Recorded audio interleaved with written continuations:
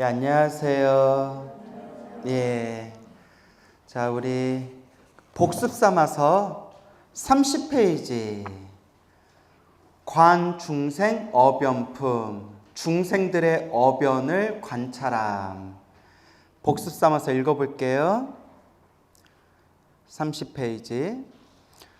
그때 부처님의 어머니이신 마야 부인이 공손히 합장하고 지장보살께 여쭈었다. 성자시여, 연부제 중생이 짓는 갖가지 업과 그에 따라 받는 지옥의 과보는 어떠합니까? 지장보살이 답하셨다. 천만세계 모든 국토에 지옥이 있기도 하고 없기도 하며 여인이 있기도 하고 없기도 하며 불법이 있기도 하고 없기도 하며 성문과 벽지불이 있기도 하고 없기도 하듯 지옥의 죄보도 한 가지만 있는 것은 아닙니다. 마야 부인이 다시 지장보살께 여쭈었다. 바라옵건대 연부제에서 지은 큰 죄업으로 인하여 나쁜 곳에 떨어져 과보를 받는 것에 대하여 듣고자 하옵니다. 성모시여 잘 들으소서. 제가 대강 말씀드리겠습니다. 왜냐하면 이제 자세히 말하면 끝이 있어요, 없어요? 예, 자세히 말하면 그냥 뭐 몇백 년, 몇천 년을 말해도 끝이 없어요. 그러니까 일단 굵직하게 대강 말씀드리겠습니다. 성자시여 말씀하여 주옵소서. 연부제에서, 연부제는 우리 남선부제, 우리 인간이 살고 있는 세상이라고 했죠? 지은 큰 죄로 받게 되는 과보는 대강 이러합니다. 어떤 중생이 부모에게 불효하고 살해까지 한다면, 아이고 참 입에 담기도 무섭죠. 당연히 무간지옥에 떨어져 천만억 겁이 지나도 벗어날 기약이 없게 됩니다. 그래서 우리 신통제일 목건연존자도 맞아서 살해당해서 죽으셨죠. 근데 목련종자 같은 신통제일 대거룩하신 아라한 스님이 이번 생에 맞아 죽은 이유도 누가 지은 업보였다? 자기가 지은 업보였고, 수없는 과거 전생에 목련존자가 무슨 업을 지었다고 했죠? 예, 부모님을 살인한 업보가 남아있어서 그 얘기 자세히 나오죠? 제가 저번에도 또 잘 말씀을 드렸죠? 부모님을 죽였던 업보가 남아있어서 이번 생 아라한이 되었는데도 그 업이 남겨진 업보에 의해서 그 업을 받게 된 것이다. 그러니까 여러분 인과법을 무섭게 여겨야 돼요. 무슨 법? 예, 아라한이 돼도 이 인과법을 피한다 못 피한다. 예, 그래서 깨달은 자는 받아야 할 업보가 왔을 때 흔들림이 없을 뿐이지 거기에 대해서 괴로운 마음을 일으키거나 흔들리는 마음을 일으키지 않을 뿐이지 업 자체를 완전히 피해가는 건 아니에요. 그러니까 이 인과법이 얼마나 무서워요. 아라한들조차도 이 업을 피할 수가 없구나. 여러분 아라한이에요, 아니에요? 아니죠. 선생님 저 아라한인 것 같아요 하면 우리 관계 어떻게 된다고 했어요? 어색해진다고 했죠. 그러니까 우리 같은 범부준생은 수없는 과거 전생에서부터 지었던 그 업보들, 그 갚고 닦아야 할 업보가 얼마나 많겠어요. 그 인과법을 무섭게 여겨야 돼. 알겠죠? 다만 부처님께 간절하고 기도하고 염불하면 크게 받을 걸 어떻게 받는다? 작게 받는다.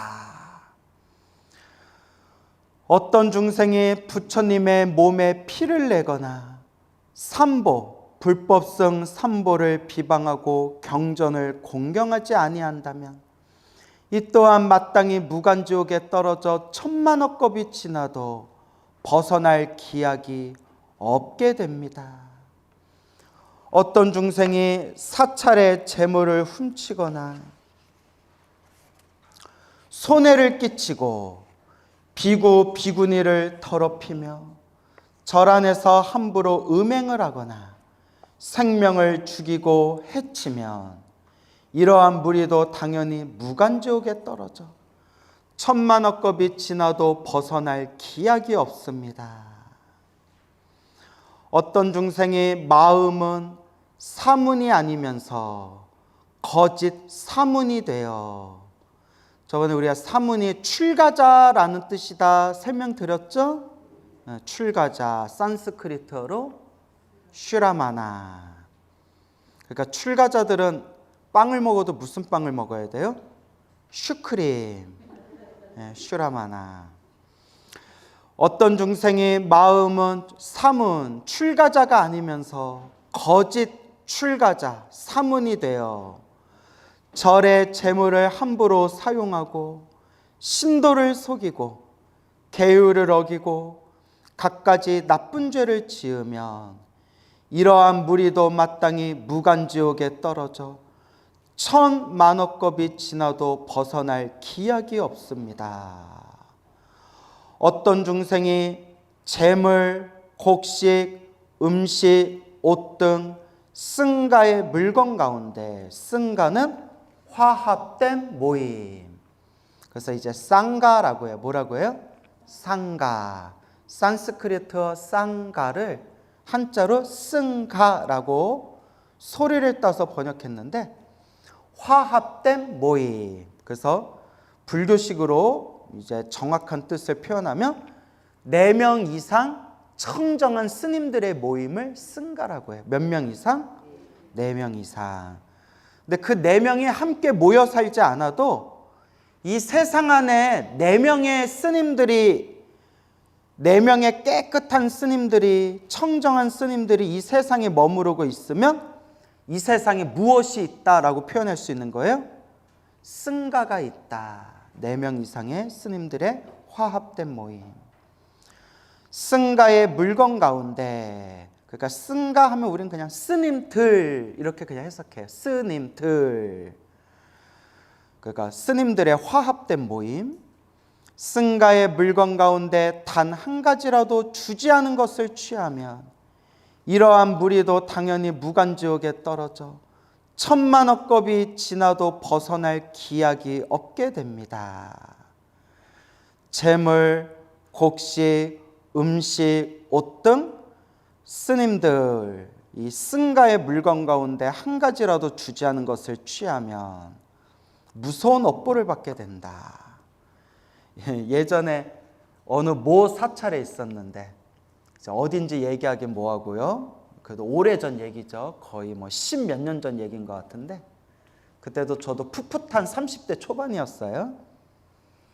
그때 법당에 어느 신도분이 화려하게 직접 만들었는지 특별 주문을 했는지 사찰에 큰 행사가 있어가지고 법당에 2단인가 3단짜리 화려한 케이크를 이렇게 법당에도 올려놨어요. 2단, 3단으로 이렇게 이제 만든 화려한 케이크였는데, 우리 스님들끼리 이제 사시불공 올리면서 지심정래 공양 하면서 케이크를 보면 겁나 맛있겠다. 빨리 예배 끝나고 점심 때 후딱 먹어야겠다. 맛있겠다. 달달하다. 달디단. 예? 밤양갱이 아니라 2단 케이크. 그래서 점심때가 됐는데 케이크 안 내려온 거예요. 케이크 맛 좀 보려고 했는데. 근데 그 다음 날이 돼도 이제 케이크를 못 먹었어요. 그래서 우리 대중스님들끼리 주지욕을 엄청 했어요. 욕심은 많아가지고 그 큰 걸 혼자 먹었나 보다. 아우, 내 치사하고 더럽다 막 이러면서. 근데 한 며칠 지났는데 어느 날 이렇게 밥 먹고 뭐 주지스님하고 차 한잔하는 자리였나? 그러니까 한 일주일 정도 지났던 것 같아요. 주지스님이 좀 살짝 얼굴이 찡그리면서 주지스님이 이런 얘기를 하시는 거예요. 아우, 내가 이런 얘기하면 치사한 것 같아서, 속 좁은 것 같아서 내가 말 안 하려고 했는데, 그래도 스님들아, 그 그렇게 좀 특별한 케이크 좀 들어왔으면 주지 스님 맛 좀 한번 보세요. 그렇게 좀 스님한테 주지 스님도 좀 챙겨주고 해야 되는 거 아니냐. 야, 어떻게 그거 니들끼리 다 먹냐? 막 이러세요. 우리 깜짝 놀래가지고 우리 그 맛도 못 봤다고. 그래서 우리는 야, 이거 주지 스님이 통째로 다 가져갔나 보다. 야, 이거 주지 혼자서 그거 어떻게 다 먹으려고 그거 하면서 우리는 또 주지 스님 서운하다 그랬는데 했더니 주지 스님도 놀라고 우리도 놀라고 지나가는 깨구락지도 놀라서 꽥꽥거리고 막 다 놀란 거예요. 야, 그 케이크 어디 갔는데? 야, 이거 이상하다. 야, 이거 법당에 이렇게 부처님께 올리고 스님들 드시라고 올린 케이크 어디 갔냐? 근데 여러분 여기서 오해하시면 안 돼요. 우리가 그 케이크에 집착하는 게 아니라 말하다 보니까 이상해지네. 우리 그 케이크 같은 거에 우리가 뭐 그런 거에 뭐 집착해서 그러겠어요? 어쨌거나 신도가 시주로 올린 거잖아요. 그러죠. 그래서 그거 어떻게 되는지 빨리 종무소에 물어봐라. 그 종무소에서는 공양간에 내렸는데요.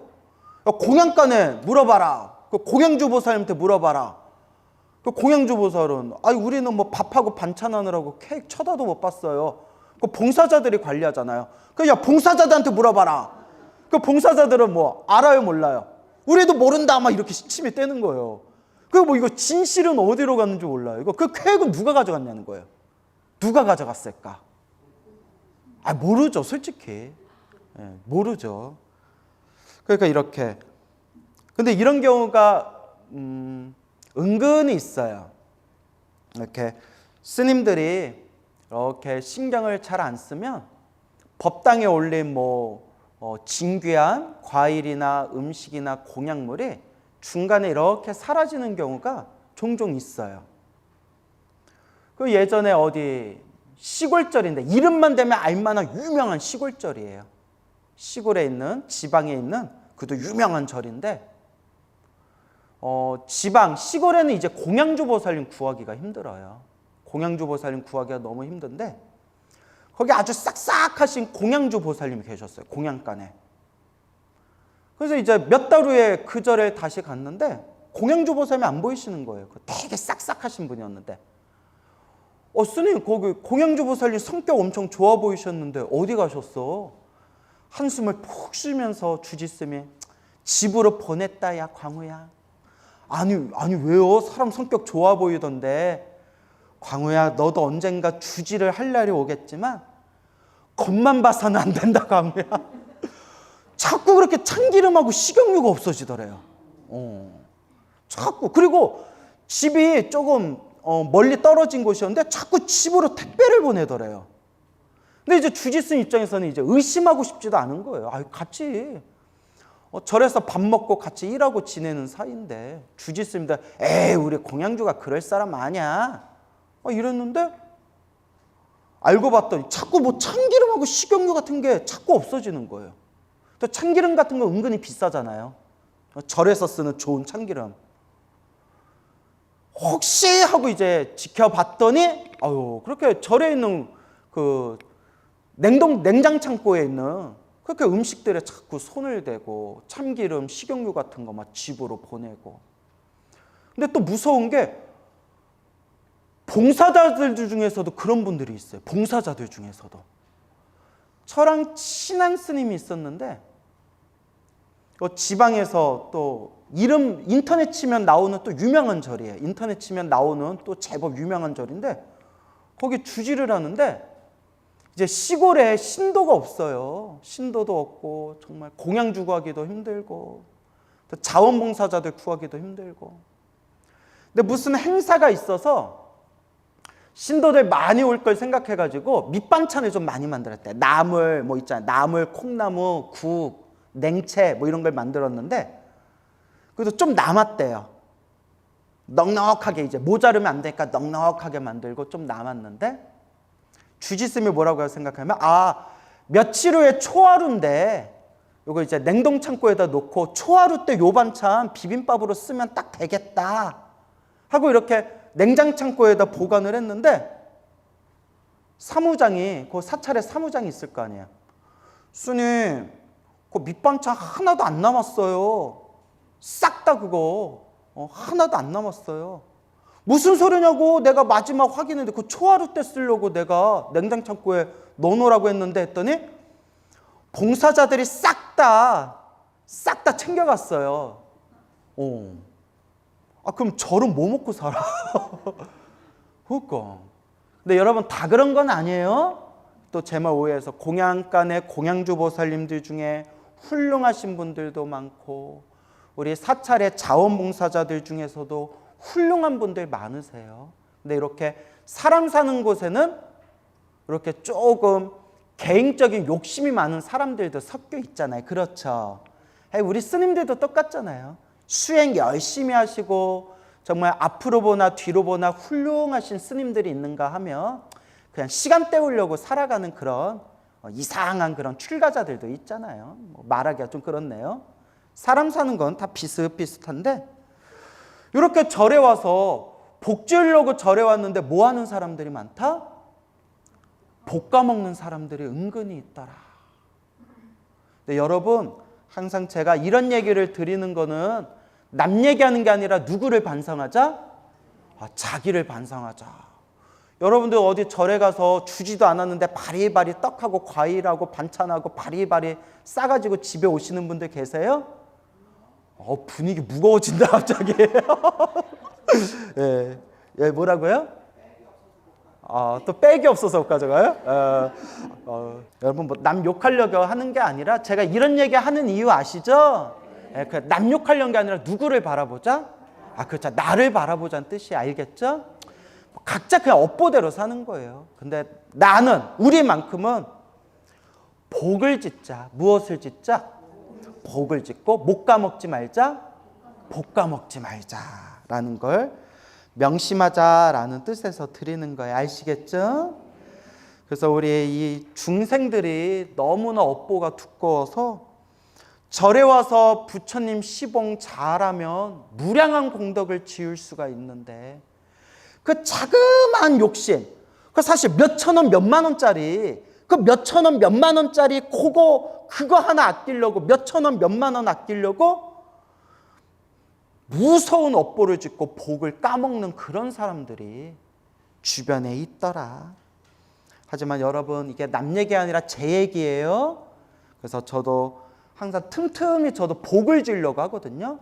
항상 어디 절에 가도 불전에 10,000원이라도 꼭 넣고 어디 선방에 가면 제 현평껏 대중공양도 올리고 또 공부하시는 학인 스님들 많지는 않아도 제 현평껏 장학금도 드리고 그럼 이제 항상 발언하는 게 부처님 제가 수없는 과거 전생에 알고 지었건 모르고 지었건 제가 지금까지 살아오면서 복 까먹은 게 있다면 무엇을 까먹은 게 있다면 제가 복을 까먹은 게 있다면 제가 이렇게 공양 올리는 이 보시공덕으로 제가 복 까먹은 그 업보가 조금이라도 소멸하게 해주시옵고 제가 이렇게 좋은 마음으로 보시공덕을 올린 그 공덕이 조금이라도 있다면 저에게 시주하신 시주자들에게 이 공양을 다 돌리겠습니다. 항상 이렇게 발언을 하는 거예요. 그러니까 여러분 복 까먹지 맙시다. 알겠죠? 요 얘기하다가 이야기가 길어졌네요. 어떤 중생이 재물, 곡식, 음식, 옷 등 승가의 물건 가운데 단 한 가지라도 주지 않은 것을 취하면 이러한 무리도 당연히 무간지옥에 떨어져 천만억 겁이 지나도 벗어날 기약이 없게 됩니다.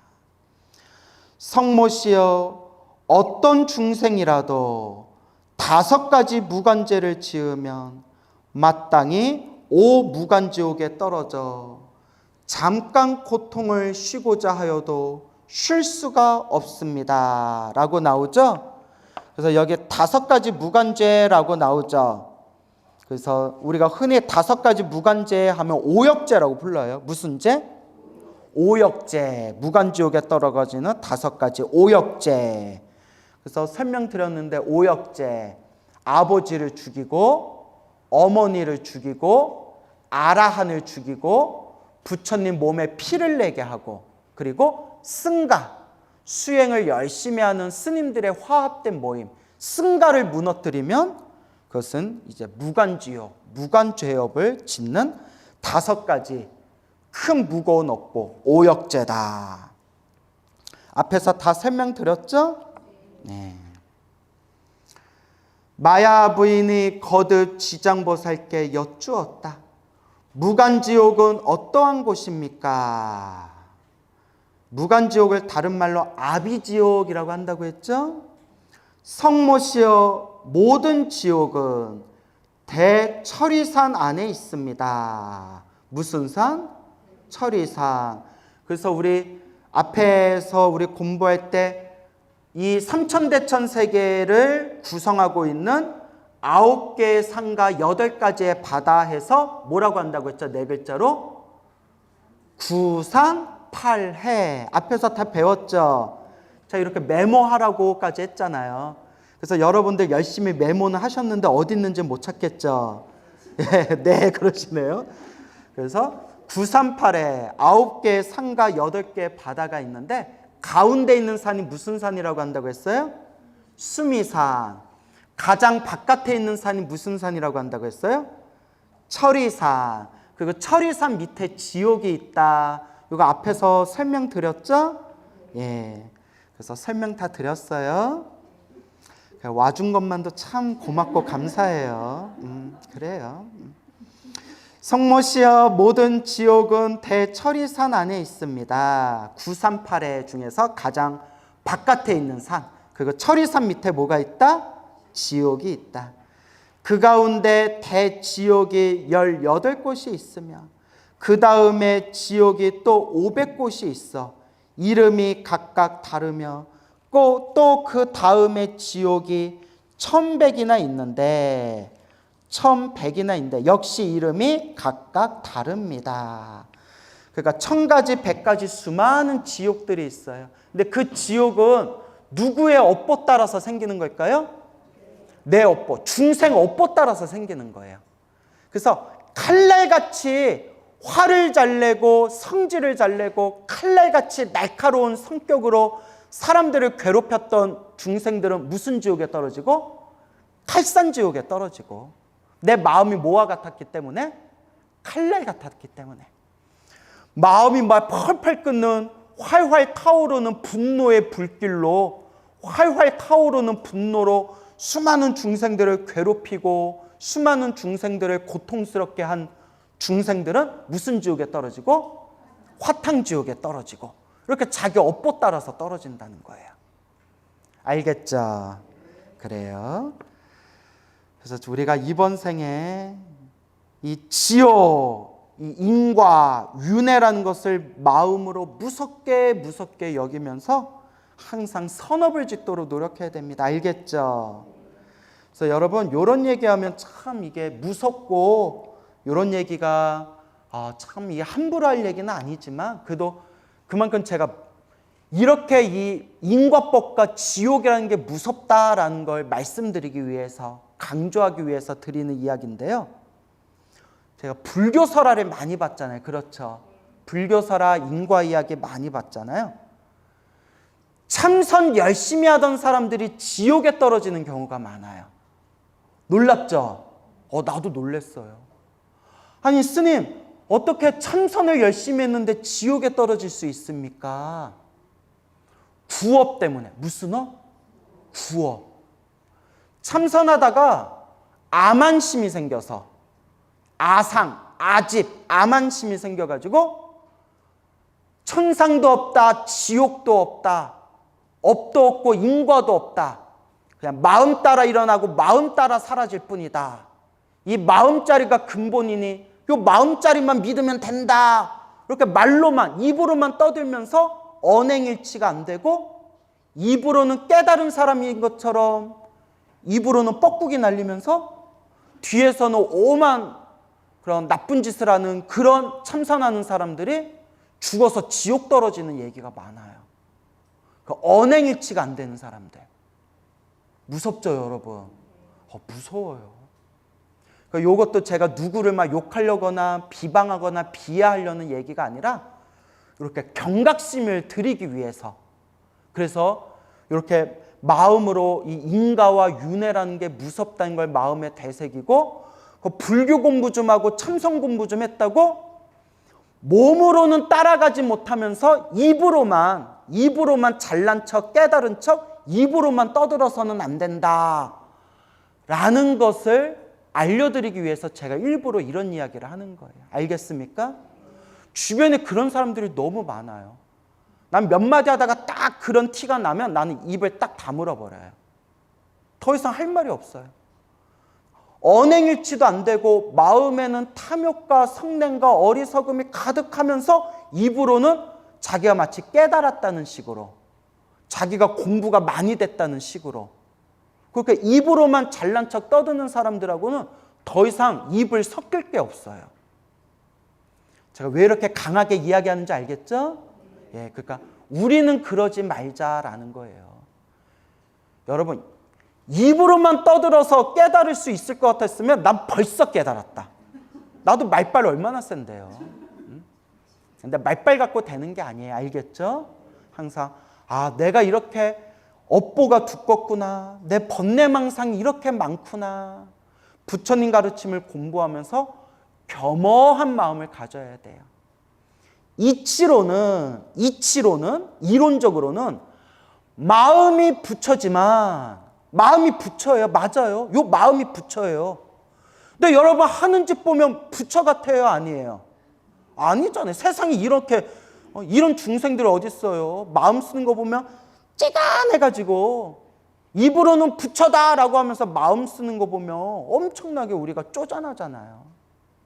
그래서 제가 이렇게 입으로 제가 업을 지으면서 이렇게 강하게 얘기하는 것은 스스로 겸허한 마음을 가지고 공부하면서 나 잘났다라는 생각을 일으키지 말아라. 탐욕과 성냄과 어리석음이 완전히 소멸하는 그날까지 항상 우리는 부처님 법 앞에서 겸손해야 돼요. 뭐 해야 된다? 겸손해야 돼. 그래서 옛날부터 큰 스님들이 그런 말씀하셨어요, 여러분. 나 잘났다라는 생각 딱 들기 시작하면 공부가 끝난 거래요. 더 이상 공부 못 한대요. 오죽하면 큰 스님들이 그런 얘기 하셨겠어요. 그러니까 여러분들 나 잘났다라는 생각 있어요, 없어요? 없죠? 있는 것 같은데. 네, 여러분 참선 수행이 정말 훌륭한 수행법이지만 제가 25년 동안 중로로 타면서 여러 이제 사람들을 보면 좀 유독 참선 수행하는 사람이 약간 아상이 높은 경우가 있어요. 그러니까 몸과 마음은 못 따라가면서 입으로만 좀 살아있는 경우가 있어요. 어떤 의미인지 알겠죠?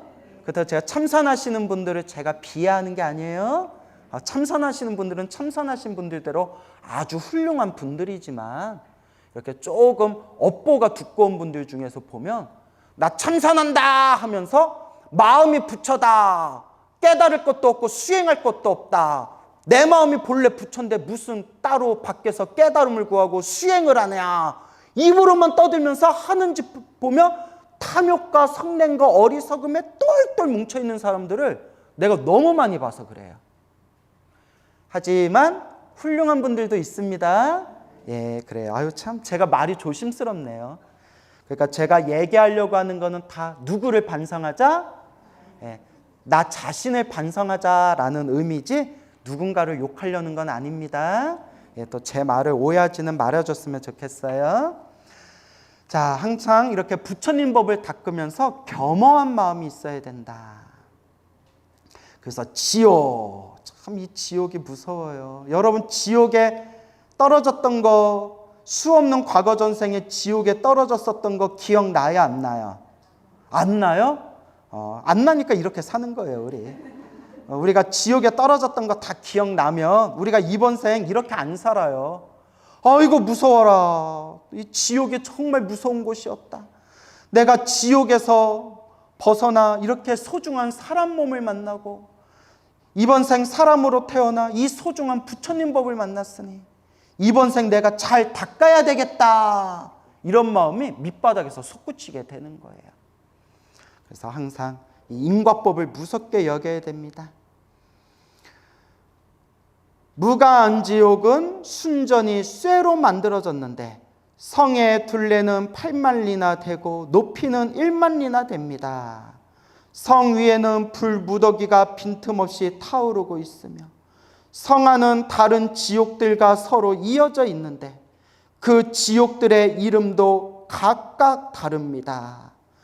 그 가운데 더욱 특별한 무간지옥이 있으니 둘레는 1만 8천리요 담장의 높이는 1천리이며 위에 불은 밑으로 타 내려오고 밑에 불은 위로 솟구치며 쇠로 된 뱀과 쇠로 된 개가 불을 뿜으면서 담장 위를 동서로 쫓아다닙니다.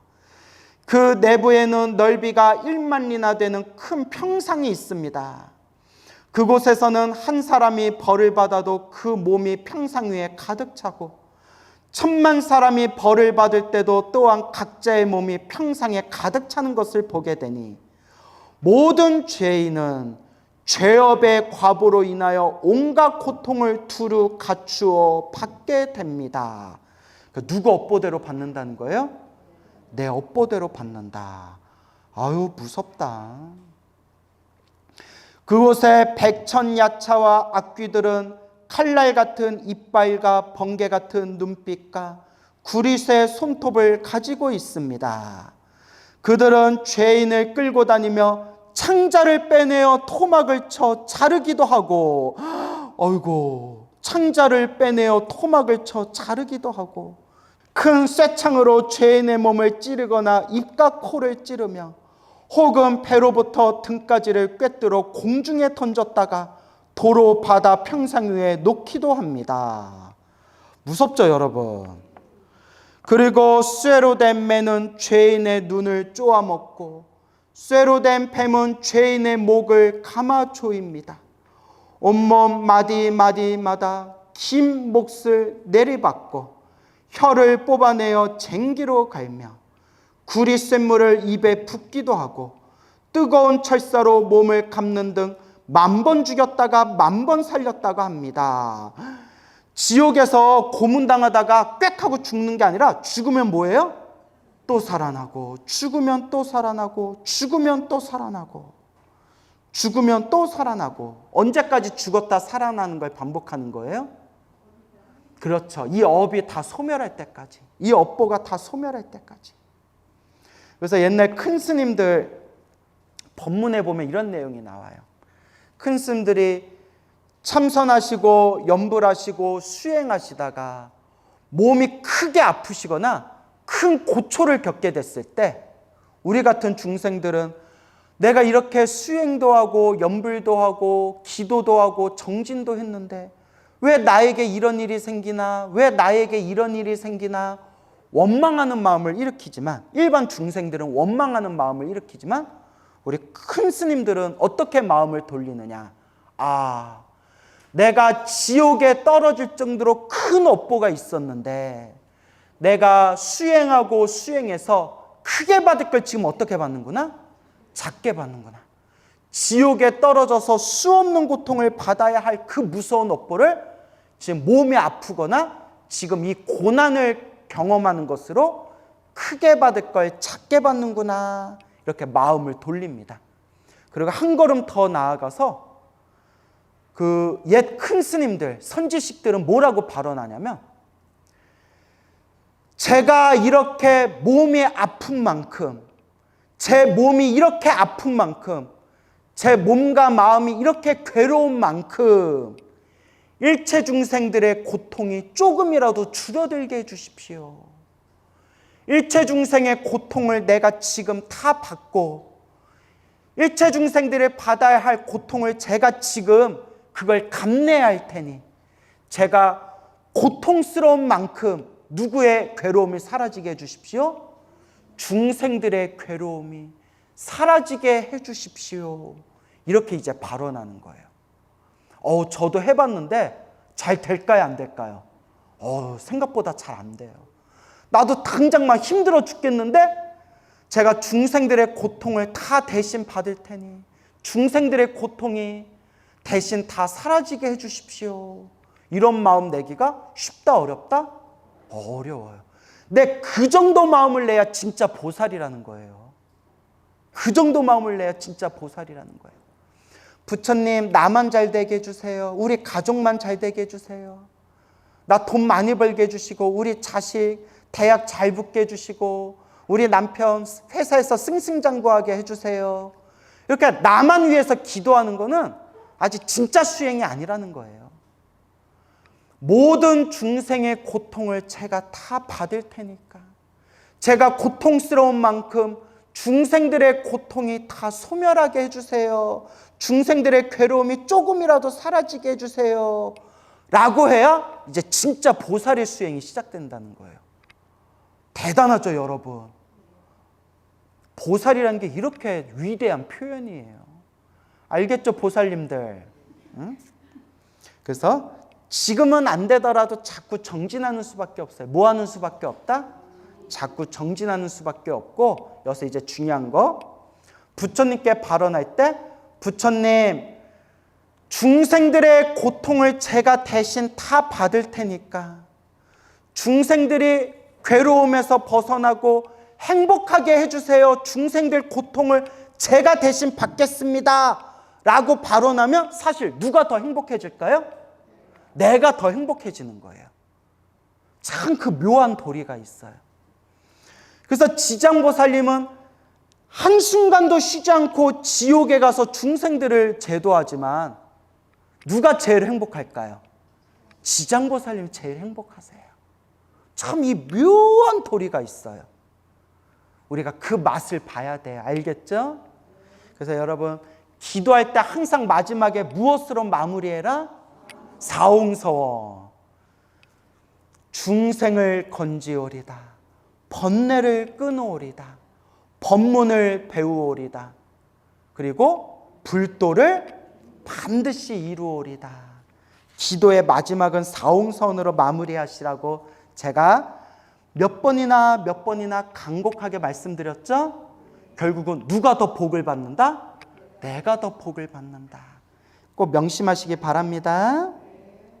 그러다가 이 세계가 무너질 때는 다른 세계로 옮겨가서 태어나고, 그 세계가 무너지면 또 다른 세계로 자꾸 옮겨가다가 이 세계가 다시 이루어지면 이 세계로 돌아오게 됩니다. 그러니까 세계가 무너지면 다른 세계 지옥에 또 태어나고, 그 세계가 무너지면 또 다른 세계에 또 태어나고, 이걸 반복한다는 거예요. 뭐가 닿을 때까지? 업보가 닿을 때까지, 그 업을 다 갚을 때까지.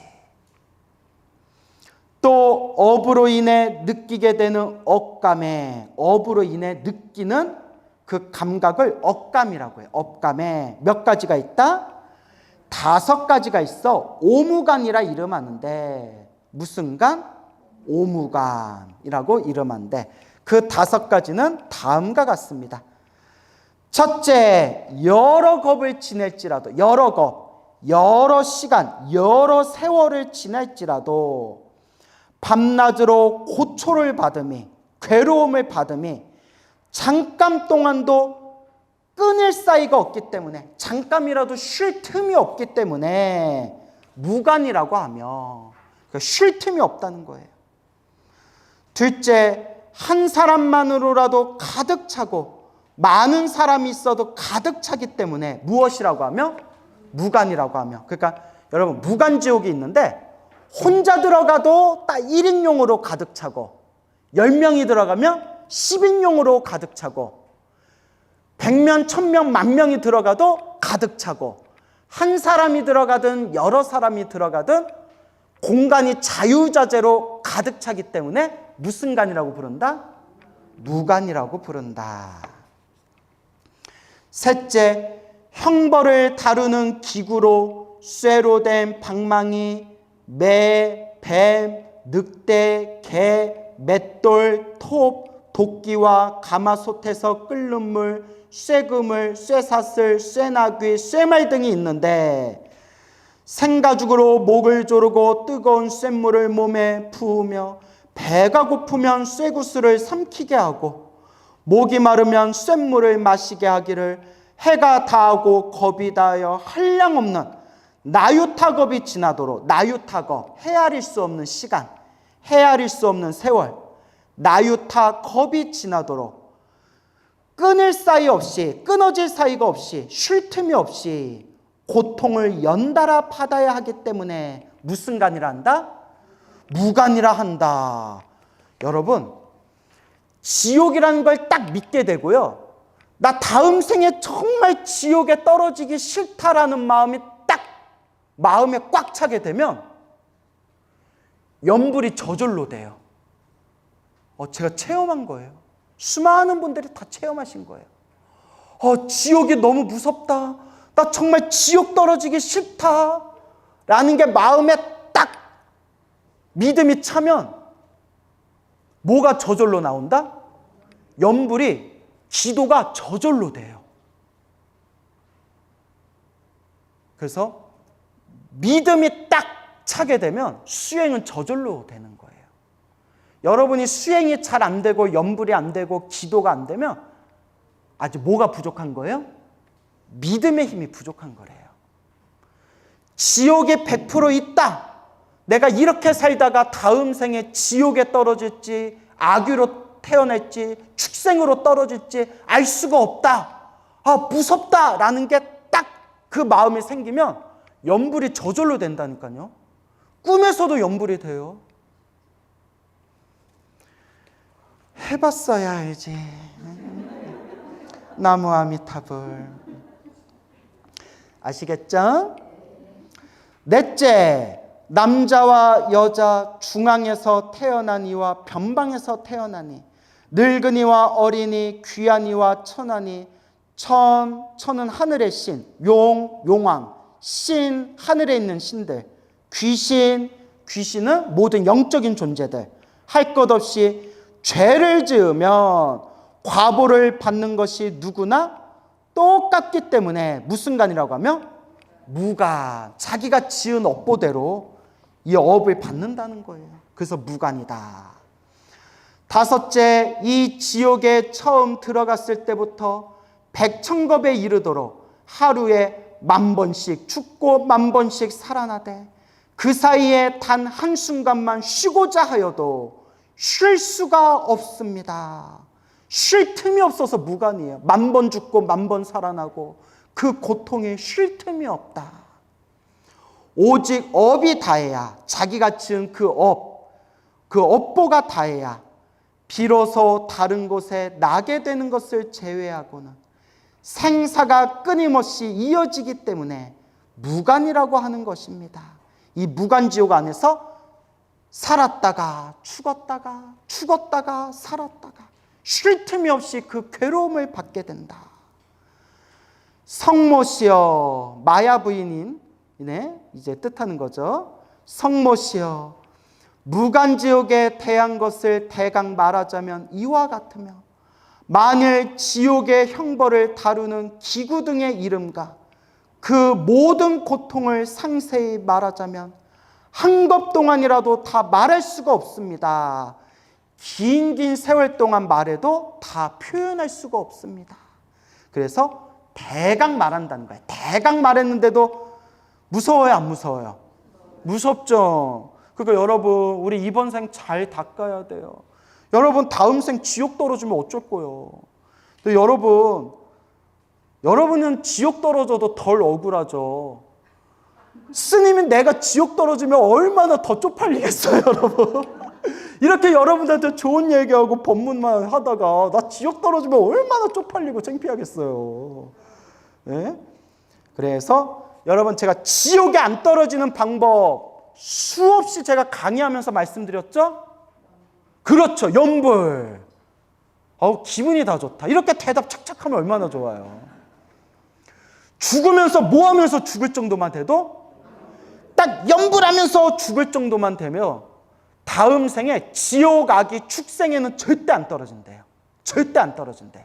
그리고 스님, 평소에 기도는 많이 했는데 죽을 때 갑자기 휙 죽어가지고 연불을 못하고 죽었을 때는 어떡합니까? 그래서 걱정할 필요가 없대요. 평소에 연불을 많이 했기 때문에, 마치 여러분, 나무가 동쪽으로 향하고 있으면, 나무가 동쪽으로 이렇게 구부려져 있으면 그 나무를 베었을 때 어느 쪽으로 떨어질까요? 동쪽으로 떨어지겠죠. 자기가 이렇게 구부러진 곳으로 힘이, 무게가 실리면서 떨어지잖아요.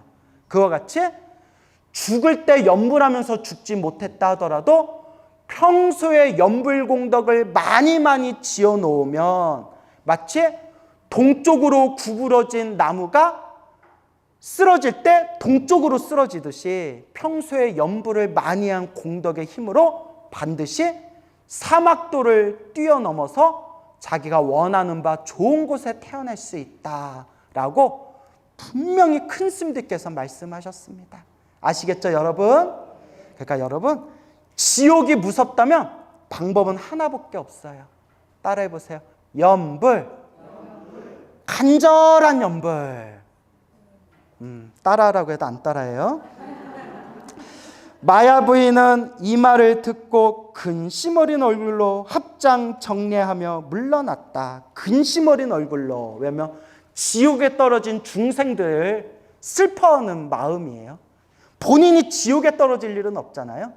지옥에서 고통받는 중생들을 슬퍼하는 얼굴로 합장하고 정례는 정수리가 땅에 닿을 정도로 큰 절을 올리는 걸 합장 정례, 큰 절을 뜻하는 거예요. 합장 정례하며 물러났다.